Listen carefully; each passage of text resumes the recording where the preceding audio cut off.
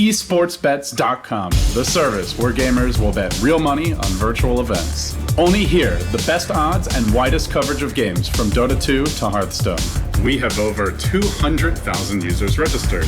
Join us. Prove that you are the best versed in esports. Who will get the first blood? Who will take the first Roshan? Who will win the knife round? Participate in the race of predictors and earn real money. The more bids, the more bonuses. Reward for your first deposit up to $600. esportsbets.com. Foresight, passion, and calculation.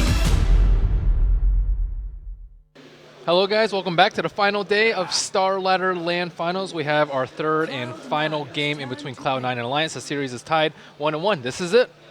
Yeah, whoever wins this game advances to play against EG, and I guess there's going to be like a short intermission between, but yeah, probably 15 minutes later. So EG will definitely be watching this right now and getting ready for their next opponent. Who do you think, based on these two games, do you still consider Cloud9 a favorite? If I were EG, I'd much rather face Alliance.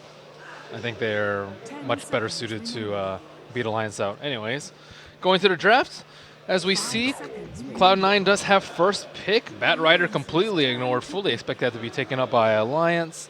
And let's see, Visage Panda ban out from Alliance. Centaur, first pick again for Cloud9. Yeah, they're getting Mag, his hero, in the first phase every single game, it seems. And Alliance don't seem to mind. They beat it in the previous game. They lost it in game one, but this time around, they're probably getting a really good trade.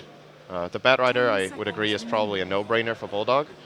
And then second choice, what do we have? We have the Razor. I don't think they like playing that. Let's say Witch Doctor or Wisp. Witch Doctor, IO. One of those two. Batrider IO seems pretty good to me. Yeah. Batrider is just very, very good. Stampede doesn't really do that much versus it. Just good relocate ganks with any melee hero in particular. So, Alliance dipping into reserve time for their first pick. I can't say that they would expect to be stumped by this. Surprised to see them going into reserve time for this. They might be thinking what Cloud9 plans to counter their bet with and basing their second pick around that. Why do Cloud9 give it away when it's been one of their best heroes? They're going to take the Witch Doc. I'm thinking they might skip the bat and just get the IO as well, because I don't think Cloud9 will want to run bat mid. Then they might be banned, but then they have to ban that as well. I don't know. There's advantages to both. They're going to get the Bulldog Prophet. Seems like that's a fan favorite here. It is nice after all. I think Cloud9 have to ban or pick Bat or Wisp in the second phase, though. Wisp, Nature's Prophet, pretty nasty. I mean, in theory, they could also run a Bat and safe lane the Centaur on Eternal Envy, and then put a kind of a carry type of hero in the mid for Fada. But doesn't seem like not their really style, though. The C9 style or approach. That would be something we could see out of a team like EG, but with Arteezy playing the farming mid. Now, the reason I say that is that Batrider is really good against Prophet, and also good against Witch Doc, to be honest. So, well, you know what? First pick Terrorblade, but Alliance have the makings of the Death Push, like THD plus Dragon Knight. I don't know if they should run it, but they should definitely be looking at other successful teams such as EG and maybe taking a page from their book. I think Terrorblade is just extremely weak, 15 minutes in the 5-on-5. He's decently strong in lane, but against a push, he's just absolutely worthless until he gets like Manta style or he has a really good surrounding cast. And it looks like Cloud9 aren't even afraid of it. They're going to ban the IO, which, yes, that's great with the relocating Prophet. It's great at killing Terrorblade. Yeah, it is definitely good. So it makes sense, but that means that the pushing heroes are available for Alliance. If Cloud9 don't ban Jakiro, I think we could see them pick it up. They believe they have played it on Loda before. 10 seconds remaining. What are they going to get for 8 Mother, too? Yeah, it's a good question. 5 seconds. If they want to push, then you could run a Venomancer solo mid. But it really isn't Alliance's style to push. They're more likely to pick, like, let's say, Mag AM versus this and try and tackle Terrorblade that way. Still unsure of what we see. And most likely an aggressive support for Misery. He tends to play like the Vengeful Spirit, Roaming Priestess, aggressive Tree, those sort of things. To Cloud9 ban out the Pugna, so they are scared of the push. Yeah, and they understand that Pugna is a great hero for just mowing down the towers early. But he's not that integral to the strat. No, he can be changed with the Jakiro, for example, which I think would be a great pick for Alliance. Could be a Necrophos, too, from Alliance. That's true. They ran that. It's good versus Earlier on. Terrorblade. Pretty Decent good. versus Terrorblade, yeah. 5 seconds remaining. And good versus Centaur. So I mean, Cloud9 haven't really led with the Terrorblade first phase pick. I think both of the times that they've taken it was 5th and 4th pick respectively. Alliances turn to Scared of the BM. Yeah. I think with global presence, it's not that big of a deal that BM is in the pool. I think they're considering that Cloud9 will run the same strat.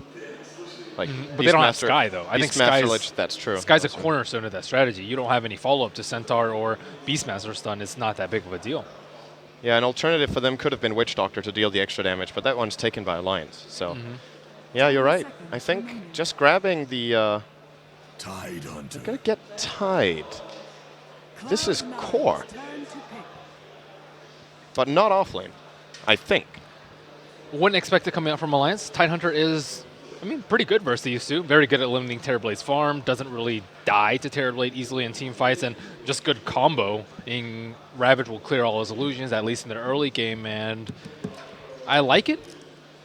I wouldn't be surprised to see Cloud9 get the Lich, though. Again, I feel like it's still good in this game as it was in the previous one. Now with Alliance taking a little bit of a non-push approach with their third pick, perhaps Cloud9 don't need to set up extremely heavily for that. They're going to get Venge instead. Well, I don't think they can take the Lich this early, though, because Alliance can respond with another aggressive support like Witch Doctor Venge, or you know, Witch Doctor, Crystal Maiden, whatever they want to do, TP in with Nature's Prophet and get a very aggressive mid.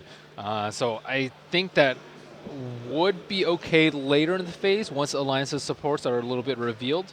But since they do like to play aggressively, and they probably should have realized their mistakes in their first game too, that they didn't really concentrate on mid. They didn't give 8 Mother a hero that could succeed in the mid lane and can tackle the Terrorblade and 5 just seconds killing the Lich remaining. over and over in the mid. Alliance will be Reserve dipping time. into extra time, probably considering what this Venge was supposed to do. I don't see... It's defensive for Terrorblade. Yeah, it's good to have the swap. You can't really swap Tide, though. You can, if you want to die. Good for Roshan too.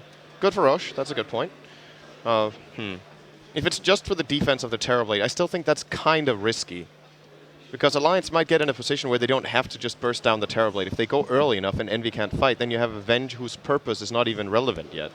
Well, you also want one aggressive support with Centaur, right? He's not that useful of a pick if you're just using him to stampede out people. You need a hero to actually just kill people with, follow up after your blink stomp into double edge. So I agree that it's not fully into the game plan yet, but that's still 2 picks left to go. You don't know what Fada's going to play. It could be like a Bristleback for more minus armor. Even like Shadow Fiend could be something else other for Roche. We may see like an Ursa pick somewhere. 10 We have no seconds clue. remaining. Alliance don't either. They're running out of time. Oh. Okay. You said they needed to take a page out of EG's book. That's the front page. Yeah, I think this is much better draft than game number 1. Agree. Slightly better than game number 2, I'd say too, already for Alliance. And Cloud9, no anti-push, no good wave clear. Terrorblade is terrible early game. Terrible. Okay, I'm just going to stop there. Terrorblade. 10 seconds remaining. Cloud9 has a lot of time, though. That's like their advantage in the draft right now, is that Alliance will have way less time to think.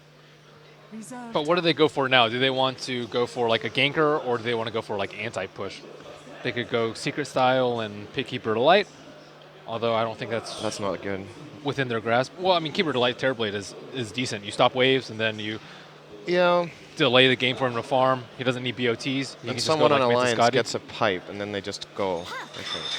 I think they, I don't know, Keeper of the Light. I'm a big fan of the hero, but I think in this case, it's just too weak for the laning stage of Cloud9. They can't really put enough pressure. And then for defensive purposes, Alliance looks to be running a lineup that could tank through an Illuminate or just item builder on it. You've got Witch Doctor's Voodoo Restoration, and you've got a Pipe Carrier in Tide, or Prophet even if you wanted to do that, which is very unusual, but I would love to see Alliance just really playing their lineup, just believing in them pushing early and just going for it, because they have all the tools, and Cloud9's defense are not that good. Puck is a good pickup too. Wait, though. what? Oh, they banned. Never mind. I thought they had to pick. I was like looking at the pick. Wait, why didn't they pick? And it switched. They banned AA. My bad. So, thinking about, are they considering an Enchantress or a Chen? Or is it just against the Witch Doctor heal that they think AAL is going to be a problem? It might be Tidehunter support too. 5 A seconds little remaining. greedy, maybe. Or Nature's Prophet jungle. It is a little bit greedy, but it's... It's true. If they put the Prophet jungle and Tide off, that might be really good. Cloud9 does not have aggressive potential unless their last pick is a support that does well with Venge on the lane and Centaur down there. I do like the puck, though. Terrorblade can just go off and farm, similar to game number 1, and these 3 heroes on their own can already dish out a lot of damage and escape from fights, which is going to be pretty important. Alliance don't have any hard lockdowns right now. Sinking, what I would also like. Okay, this is just definite EG trap. Yeah. And why Minus- wouldn't you pick it now? It's so good for this game. Mhm. The thing is, Cloud9's defense on towers is based around wave clearing with Wave of Terror and Orb. Jakiro doesn't care about wave clear, just hits the tower and you back off. The Wolves don't care about the spells. They will actually live too. And the Yeah, Witch Treants are Doctor fairly heal, too. tanky, and you have Witch Doctor heal. To So- me, this is the best draft of Alliance in at least this series, maybe the whole tournament, but 5 seconds remaining. question is, can they play it? To be honest, I don't think it's terribly hard to execute well. Reserve tower. Just get levels on Jakiro, push with level 3 or level 4 Liquid Fire.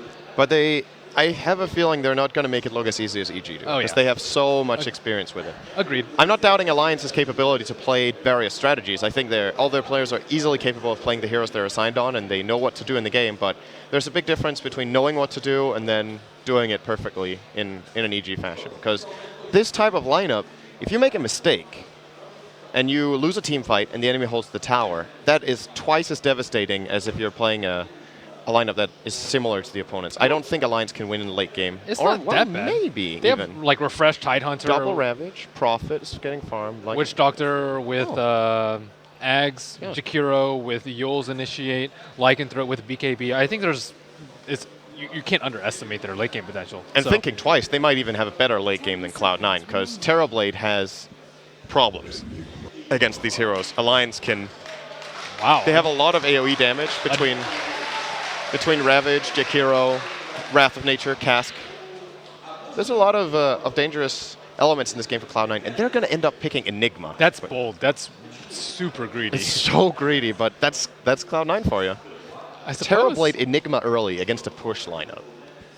If Alliance succeed here, I would give them a pretty good edge for winning this game, just based off draft. And if they do well in the first 10 minutes, I cannot even imagine Cloud9 coming back almost. That's how roughly they've put themselves in this. Alliance is much less likely to give away a lead than Cloud9 is. I don't know if they look confused or not, but Oh, he looks like he's not completely sold on how this game is going to go. He's face-palming a little bit. it's going to Could be an just uphill be. battle, guys. 5 seconds He's like, remaining. guys, I didn't say Enigma. Guys? Why did you pick Enigma? I wanted Coddle. Well, gonna have a pause because there's a DC, so that might be the reason they're a little bit looking a little bit tired here, or Their Just tech guy has had wait. their work cut out for them. yeah.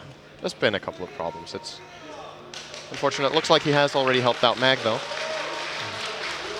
So I guess Mag will be joining the game in just a moment. And what do you think the laning should be for both teams? Do you do anything funky if you're Cloud9? I feel like you would like only have one option to put your lanes almost.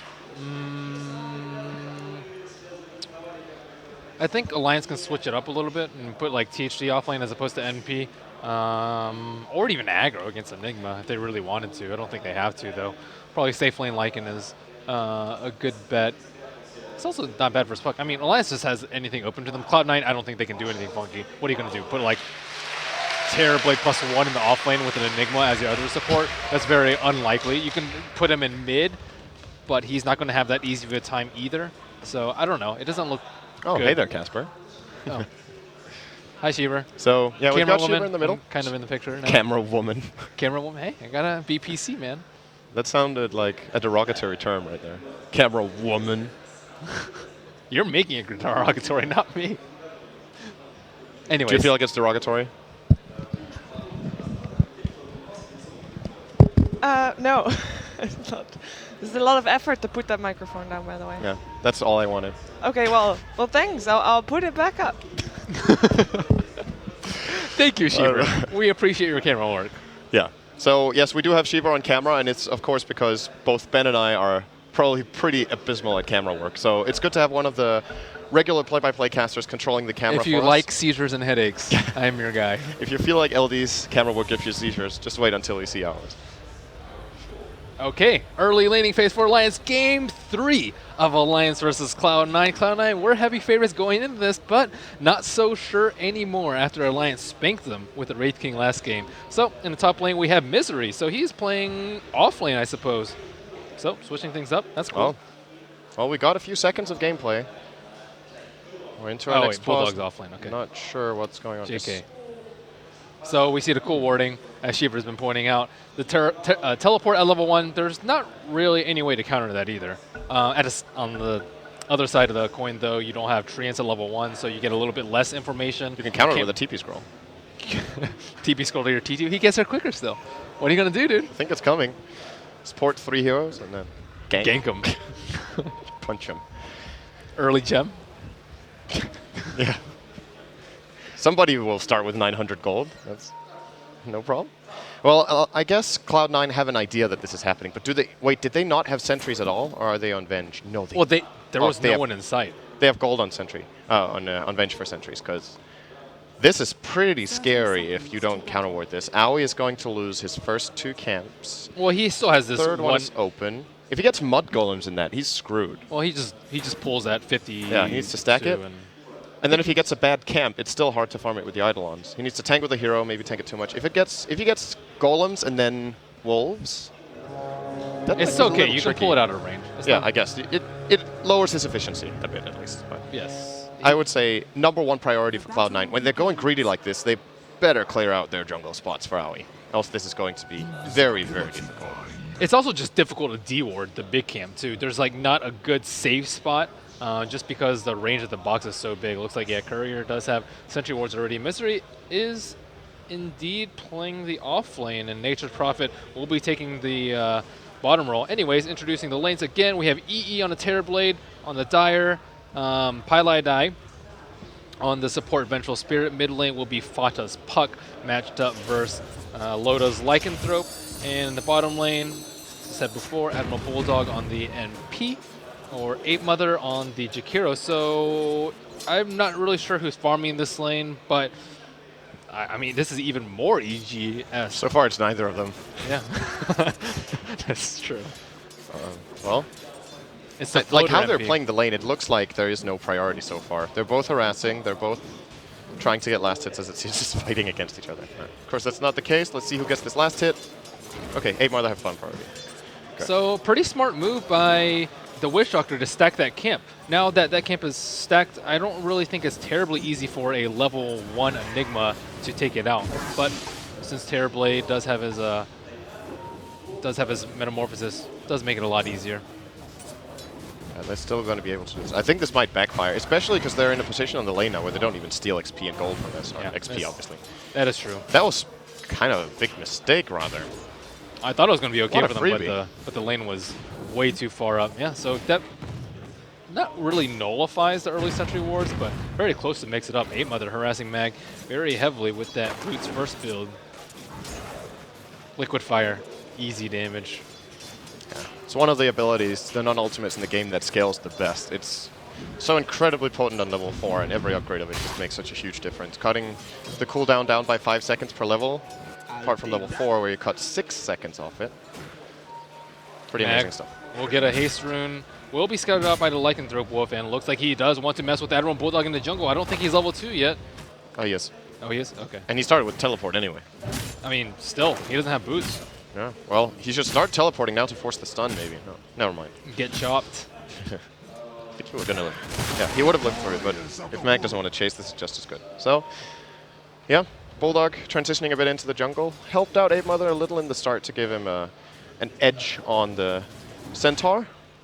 But Mag's still doing well for himself. And this is not going to be easy for Ape Mother to control this lane, because every time he harasses with the return damage, he'll take some in on himself. And Mag could be getting an early stampede and maybe even getting a kill with a support rotation. And I mean, Enigma really has not been stopped at all. He's still doing very well in terms of his levels. He's de-warded one of the camps. He's level 3, 3 minutes in. Not ideal, but still very good considering his situation and considering Cloud9 have been using a couple of the other camps too and sharing his experience. So mid lane looks like Fada is quite an edge up on Loda, almost, what, 7 up his CS right now? Pretty good. And that's pretty impressive because Loda's playing with Quelling Blade. So his damage against enemy creeps is really high. So I'm imagining Fata's playing this as aggressively as possible, just constantly poking Loda, trying to force him away and take the creeps for free. But Loda's still going to get enough. It's okay for him to lose the lane a little bit, I would say, and then he's probably going to start taking over, getting free farm when he's level 5. The Wolves are going to be very strong. I'm more curious about what's happening to Envy. He's got 12 CS. Cask does not bounce on him twice. Fortunately for Ake, then he could have anchor smashed him too. Misery's just playing in front. He's just standing at Eternal Envy and anchor smashing and then getting the last hits. Oh, they're going to perhaps try to go on this with Metamorphosis. No, Pi! He used Wave of Terror and doesn't have mana for the stun. Oh, man. Bulldog would have poured it in there. Oh, he doesn't have Sprout. He would have gotten right-clicked to death by Terrorblade probably, though. That's a pretty scary move. Enigma already has Soul Ring, so yeah, still farming along his merry, happy way. Loda will be going for that Bounty Rune on the bottom. Easy money. How far behind is he in the mid on XP? He's, as a matter of fact, it's pretty much completely even. So, doing fine. There's still a little bit more experience coming Fata's way, though, because there's more creeps for him, and Loda missed a little bit of XP, but he's just going to do a jungle camp to catch up in the meanwhile. And how is Admiral Bulldog doing after not having Treants at level 1? Looks like just able to pull a lot, 800 gold to his name. Not so bad. This will also severely deny Mag experience on the bottom lane. They really want to delay that Stampede as long as possible.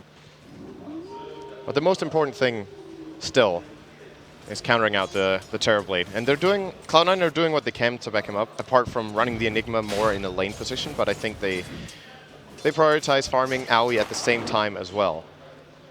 And Misery, that's the interesting thing about this Alliance draft, right? They have one support.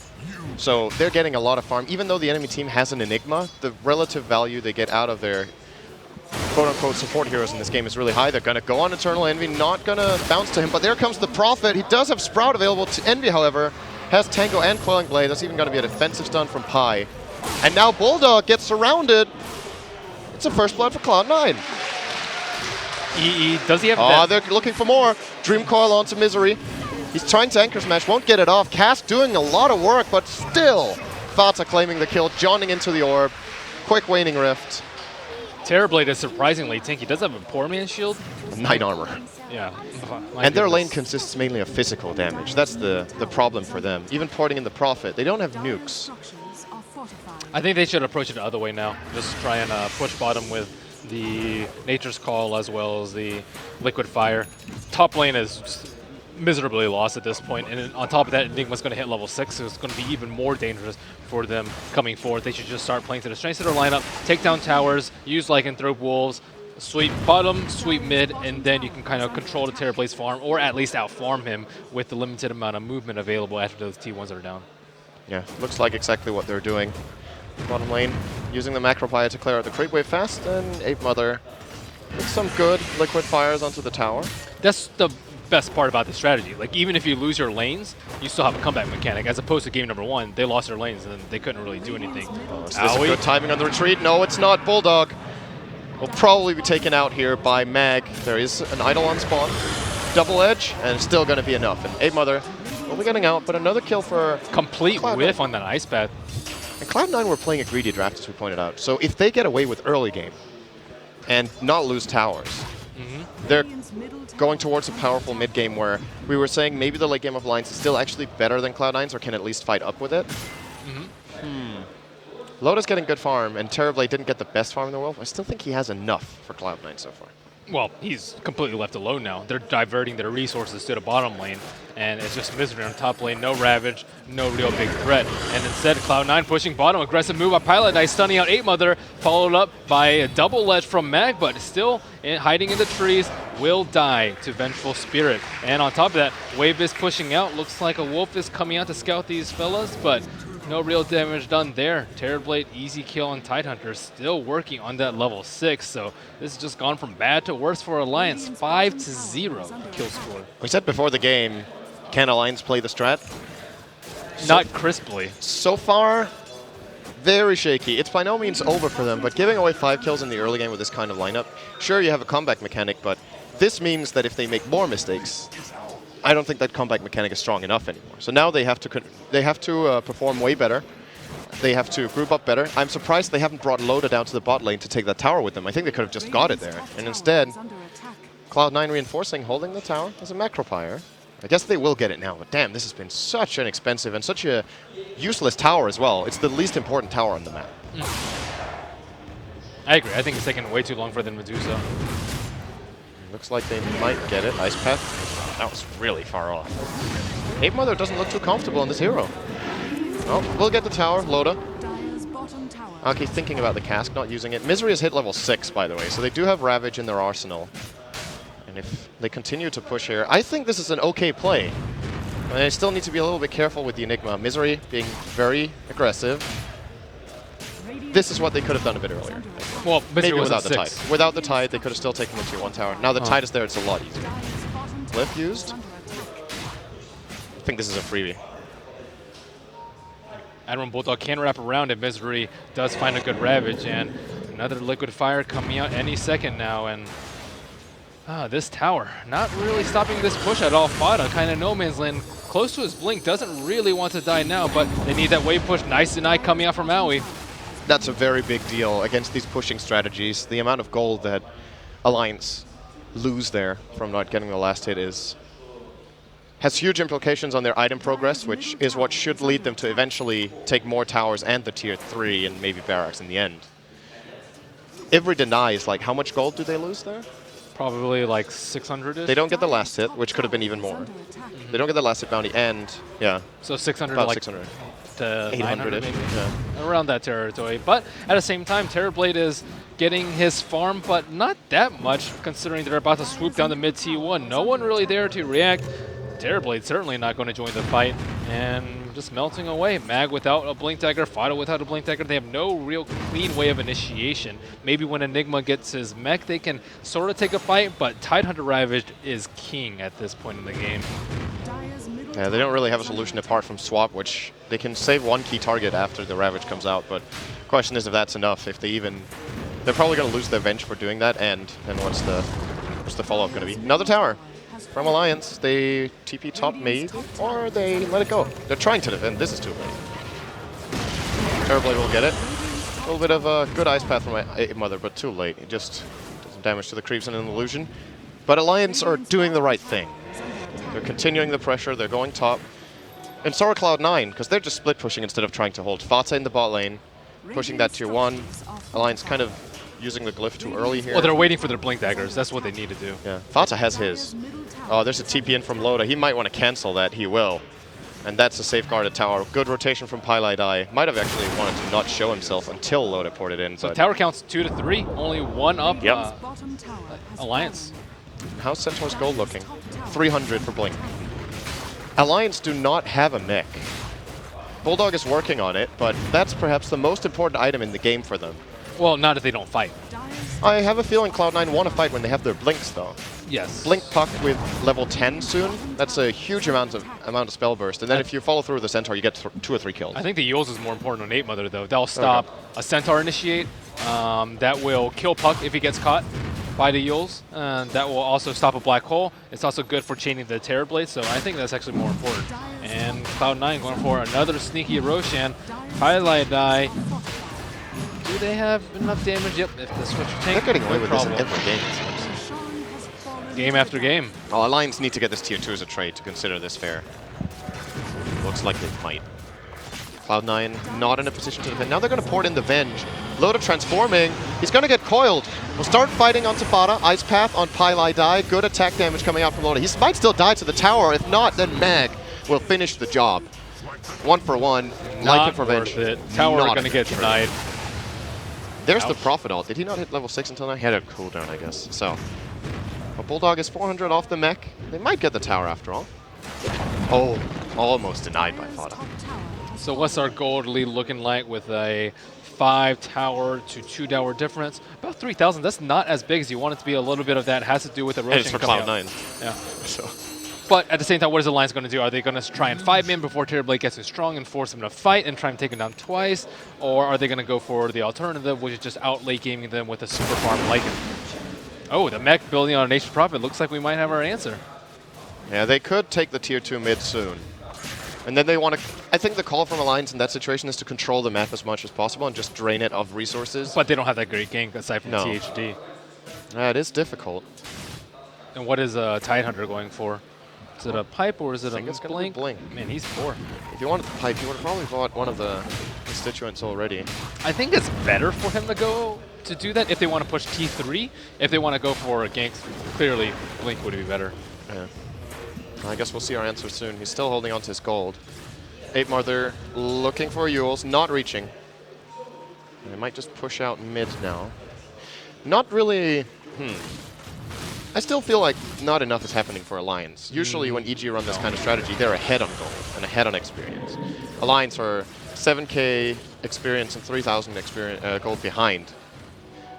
Looking for a gank on E. This could be big. He has the Aegis and they can kill him twice. He senses it and TP's out. And this is just a wasted rotation from Alliance.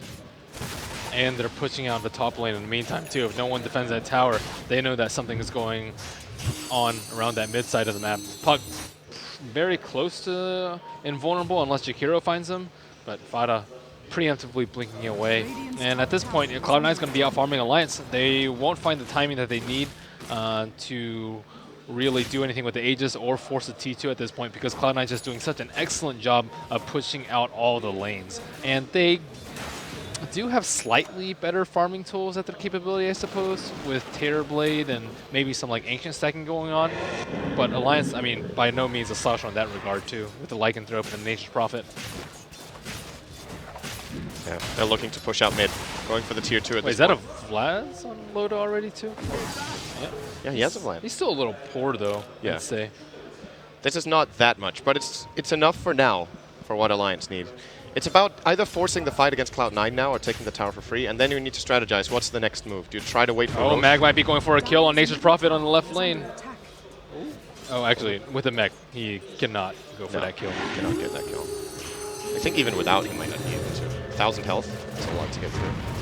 Oh, Another liquid fire on the tower. Yeah, another liquid fire comes out. EE does join the fight, but I believe he still has Aegis, so should be okay for some time to come. Vengeful Spirit working on that Urn of Shadows. Aoi trying to split push bottom, and that will be the call for Admiral Boylog to TP bottom. And Alliance, more wasted time. They're grouping up as 4, first to push out bottom and kill Terrorblade, then to take mid, and neither of those were accomplished. So Cloud9 should be squeezing out the lead in terms of economy. Now they're on the hunt. Aoi and Fata, they're gonna, well, who finds who? He jumps a Tide and then Johns, but he got up to the high ground, not across. He's gonna be in a lot of trouble. He's standing in the oven and now, well, burn baby burn, Misery even gonna blink up to him and anchor smash him. I can understand his itch to jaunt as early as possible though, because if he doesn't and his face shift comes out, he just gets Yules and then he can't jaunt and then he's dead. Yeah. So it was a difficult position for him to be in. This is why the Yules on THD is just so extremely powerful. Oh, and they found Bulldog. Ravage comes in, it's gonna hit Pylite Eye only as they had Yuled at the same time. Misplay from Alliance. Eternal Envy might still end up dropping here unless he gets the Sunder. He does! He's gonna get a kill for it as well. Oh boy, Alliance. They might even lose more. Mag going in on Loda. Envy. Whew. Bottle Simeon right there. That Yules during the Ravage cost them a lot. Well, Terrorblade still had Aegis. Yeah, but then he doesn't turn on them and he loses Metamorphosis. Yeah. So. Misfire on the coordination there. Looks like this will be a transition into T1. Alliance without Ravage really don't have any fight left in them. They could take 2 here. Jakiro can try to hold it with Macropyre when he's alive, but that's still 5 seconds, and if he TPs in, he's at risk of getting swapped and just brought down instantly in a burst from Mag. Cloud9 won't try it though. Terrorblade's items are kicking in. He has 1,500 net worth above the Lycanthrope right now. Mantis style complete. And Lycanthrope still working on that Necro book, but it's just slow. They aren't as good as EG as diverting their resources. Sometimes they'll push as 3, sometimes they'll push as 2, but most of the time they don't die for it, which is what Alliance has been doing when they don't commit with more than enough resources. So they're not really out greeting C9, and they aren't really pushing efficiently either. And C9 just reading every move of Alliance very, very well. And on top of that, they have access to Roshan too. I think Alliance really needs to start getting the Roshan if they want to get back in this game. Because as it's going right now, they're not getting kills with Ravages. They're not limiting Terrorblade's farm. Their farm isn't that great in particular on the Lycanthrope and the Nature's Prophet. So all in all, shaping up for a poor mid game. Yeah, and they're smoked up again. But this is without Ravage. They're looking for Owie. But Pi will break that smoke. Oh, well, he's probably going to die for it. Yule's Macropyre, Ice Path, Dual Breath, Nature's Prophet ultimate as well. He's trying to swap out of the oven, but no. Taking one for the team. Saved Owie, though. It buys your Terrorblade more time, prevents Alliance from pushing if they're committing all the way bottom, which is super far away from any towers. So not a win for C9, but definitely an efficient death. There's the first level. With the Necro Book for Loda, this is about the time when if you're having a good game, you want to have Necro 3. So he's about 2,500 gold behind the benchmark for a good game. That's quite a big deal. Because it's not only him. There's also other heroes in Alliance who really don't have that much. I mean, Bulldog, Mech, working on a Necro 1. You're getting what you were talking about yesterday, that you were wondering, why is no one going for the mass Necro Book strat? Looks like Alliance are bringing it out. They're even trying to get one on Jakiro, I guess, with this Belt of Strength. At the same time, though, C9 doesn't look like they're scared at all. Just going with their game plan, maybe trying to sneak in a Roche whenever they can, and just drawing Alliance around the map. Alliance is forced to react to C9's maneuvers. Oh, Loda. Loda.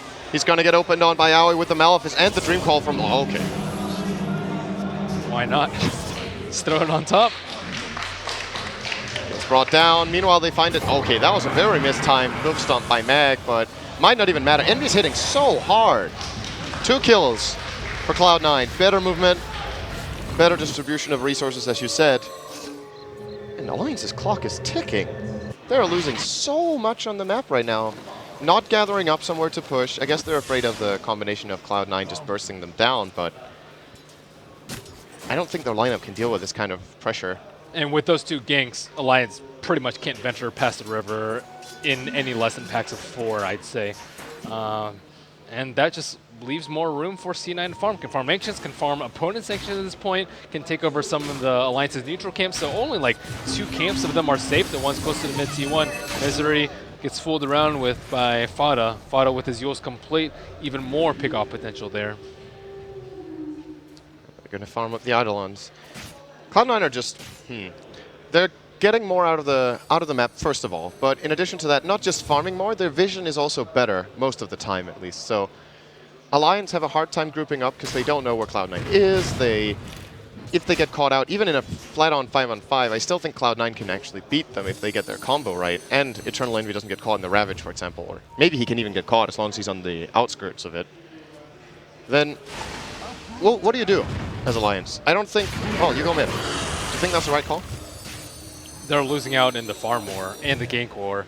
I think if they keep split pushing, they'll just get picked off. And if they don't split push, and if they don't push rather, Terrorblade will outfarm the Lycanthrope, just because Lycanthrope's died way too many times already, and it's number 4 in terms of his net worth, already eclipsed by Enigma. And in the later game, our concern for C9 was not for their late game, it was for their early game. And they got away with about as greedy as you can get away with for Cloud9. Even trying to slow down Awie's farm, he is still almost beating out the Lycanthrope in terms of net worth. And right now, it's kind of do or die. They're pinging the tower. They want to go 8 Mother, slowly whittling away at it with Liquid Fire.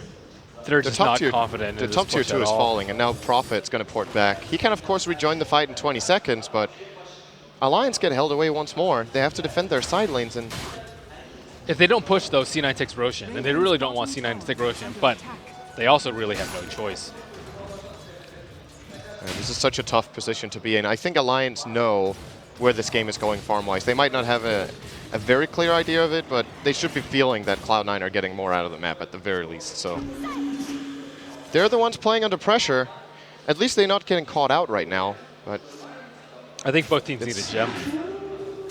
We think that every game, though. Yeah. But it is just that good of an item. And both teams need a pipe. As it goes. Maybe later we can expect like a Ags Witch Doctor. We kind of got caught off guard by that in the last game and how effective that actually was in the game before. Yeah, Aki's working on it, but it's still 2k gold away. It's going to take a while. And I don't think you have time for that, to be honest. I know it's a great item and all for them, but the more you wait, the more this is going to happen. Mag combining with Fatsa, killing off the Prophet, maybe even taking the tier 2 unless Alliance CP defensively. They will port the Jakiro on the tier 3, afraid of porting immediately next to the tower. That's the go for it. Oh, there we go. Going on Mag, but he's still just going to force that. And even has Stampede, I think. No, they might have used that for the initiation. No, he just used it. Got out. Fada got out. Cloud9 are in such a good position to start this Roshan now. Even if Alliance know it, they might not get there in time. Jakiro is all the way up top. They know Jakiro TP'd there. Oh, that wolf is so annoying. It's right in the depth of the Roche pit. You can't really place a sentry ward around it, and it's out of sight of that sentry ward. But Cloud9 knows that the wolf is there, so they know they have eyes. They have pretty good vision surrounding the pit. They know that the THE is on the left side of that, so it's highly unlikely that Alliance are going to take a fight at this immediate moment. But still, Loda scouting out Aoi, making them think twice about this Roshan. And looks like everyone's headed there. It's interesting that they chose to do it without Envy, just letting him farm meanwhile. Well, he was doing it. No, he went away to the Radiant Jungle. Oh, no. Uh-oh. Highlight die. Getting caught out. He's still very tanky because Vengeful Spirit has a very good strength gain. Alliance don't even execute that kill. They need to get some sort of momentum to feel like they have a say in this game. There's the coil. Ravage coming the other way. Misery going in Ice Path, completely whiffing. Misery might survive this, but none of Cloud9 go down. Ravage used. And they might get 8 Mother. They will. He's Yuled. Is there a turnaround play? No Death Ward available anymore. It has been used. Mag going for 8 Mother. Not finishing the kill. Will Stampede for it. That's going to be his own death. And now Aoi goes in. He does a Black Hole. Getting Loda. They're getting Misery as well by the looks of it. He's going to get Orbed as well as Waning Rifted. A 3-for-1 and a Roche. Soon to be for Cloud9. That Ravage had no impact. At the same time, they had to use it to save Loda. I mean, it didn't actually do any damage to Cloud9, but they're forced to use all their cooldowns defensively just because they're so far behind at this point. Looking at net worth chart, no one is coming even close to EE. And he's going to have Scotty about 30 minutes. It's going to be the same tail. Yeah.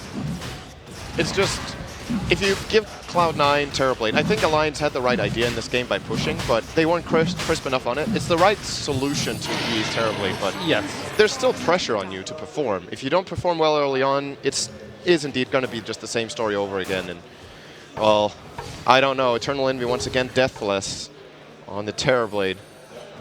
If you take any 2 or 3 Alliance heroes, can they even beat him 2-on-1? Don't think so. 3-on-1? 3-on-1, 3-on-1, yeah. Jakiro, Witch Doctor, and Tide? Or Jakiro, Witch Doctor, Lycan? Yeah, Jakiro, Tide, Lycan, I think. Okay. And then Nature's Prophet ult, if that counts. That's okay. You can get a little help from across the map. But, I mean, that's only one death. Actually, I don't know now. With a Scotty, 22 armor, 1900 HP, plus Manta, that's still a tough call. 3-on-1's not even a certainty for them. And his illusions are so strong now that they will keep Alliance's lanes pushed out all the time. The Wolves can't deal with them. The Prophet can't deal with them. They need to constantly have the Jakiro or the Tide flaring them out. So Alliance under even more pressure now than before. Top lane. They're going to try to go in on the Centaur. Will you Stampede? Just get out. Alliance, they just cannot find anything last 10 minutes. Whew, it's got to be hard for them to play like this. You just feel like everything you try just fails, and you try again, and you fail in a different way. They failed on a lot of fronts this game, unfortunately, and at this point, it's very difficult for them to recover. They have the Necro books soon, but still, as we saw last fight, it just doesn't really do anything. They kind of need, what, BKB on Lycanthrope, Necro 3 on him as well, Scepter on the Witch Doctor, and maybe like a refresher on a Tidehunter. Those aren't going to come out before C9 breaches high ground. Yeah, they might even consider doing that now. No. Envy's porting back. Will continue the farm train, while his illusions in bottom are still causing a lot of trouble here. Alliance. It's a pretty straightforward game with what's happening right now. The problem is the solution for Alliance is so complex, and even if they perform that well, I'm starting to doubt whether they can even win anymore with a perfect play.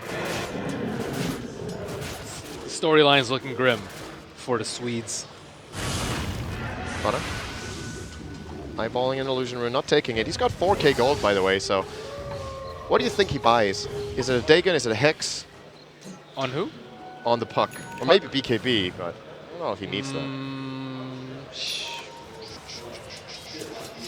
Hex, probably. Just more lockdown for the Witch Doctor and Loda, I guess. I'm trying to think of anything else that would be better. Shivas is all right, but I think Hex is a little bit better. He bought an ulti orb, so. This tier 2 tower mid is being pressured now. Cloud9 pressuring multiple lanes at once even, bottom lane as well. Now Envy, they've caught out 8 Mother. Oh boy. Easy blink stun for Mag. Metamorphosis currently up. Is there a buyback for the secure? There is not. They could just go. They're going to get Loda for free as well.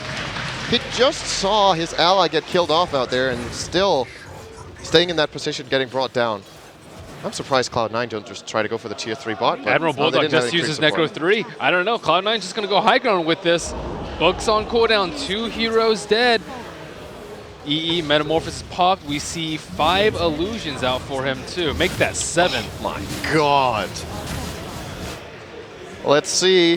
1, 2, 3, 4, 5 seconds for tier 3. Barracks, 3. Wow, what a display. Of Terrorblade. Okay. Well, Bulldog's getting something bottom. He got a little bit of damage on the tier 3, but that's about it. Now he has to back out.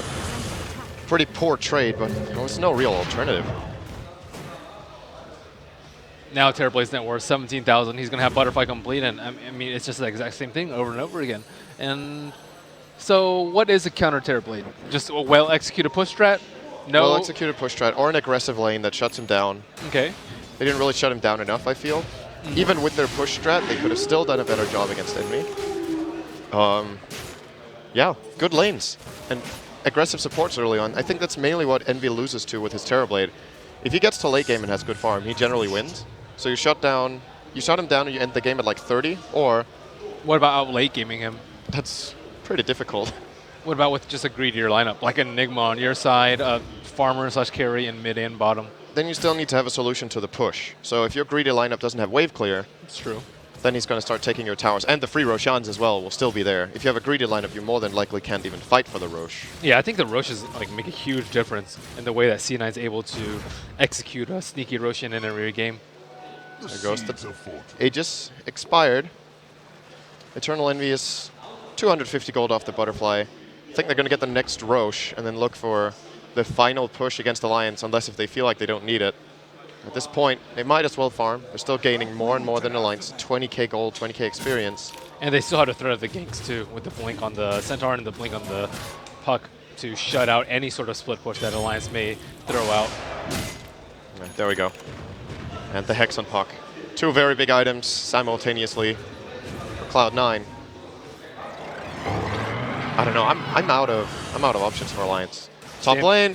Prophet's going to port in to help save Misery. He's still going to... Oh! Kraken Shell was enough to live there. Can Fada blink? Yes. Does get out. They might turn on them now, though. Misery's going to try to go in. Anchor Smash will be Yuled. Misery should be able to chase him down now. He is face shifting. Howie throws out Midnight Pulse. Admiral Bulldog gets stomped up, double edge, and immediate death. So, and then 1 for 0. Bottom. It's more than one. Okay. Jakiro way out of position. They're trying to cut the wave with Loda, but there's already creep support, so Cloud9 will be getting in the bottom lane. Again, No Cloud9 Prophet, no Jakiro. with better distribution of resources. 3 on top, get a kill. 2 on bottom, get a kill. Immediately transition into a T3 push. There's no chance versus these 4 illusions. Oh, they're going to ravage. They're doing what they can. Envy, he's going to Sunder. Turning on Misery, that's 1 kill. And he's just going to run out. Oh, the black hole. Turning around on Loda too. It's over. Cloud9 securing at least top 3. They will be meeting Evil Geniuses. And they better prepare for more of this kind of stuff that Alliance just played against them. Because EG will be playing that strategy. They will have watched this game and like, okay, Alliance made quite a few crucial mistakes. We won't make them. If EE drafts this kind of stuff for Cloud9, we're going to run you over. still pretty 10-0. decent performance by Alliance. I expected a 2-0, and they ended up winning one game, which I also thought they got outdrafted for. So pretty good for them. Looking forward, Alliance with 8 Mother, good, bad, TI champion worthy, top 10 worthy. What do you think? I think he was the least valuable player on the team, the tournament. So that's not a good sign. And in addition to that, there was just a lot of moments, mechanical misplays, lack of communication, problems they haven't had with their other mid players in the past. I think Chessie clicked better with the team than 8 Mother. Maybe they had time to practice more with him as well. But So I think we're going to an interview next, or I believe so. We might have an interview coming up in a moment. We are not completely sure of production. yeah, I couldn't quite hear the producer. That is my fault. It's either a commercial break or a video coming up next. Something coming up now. We'll be back.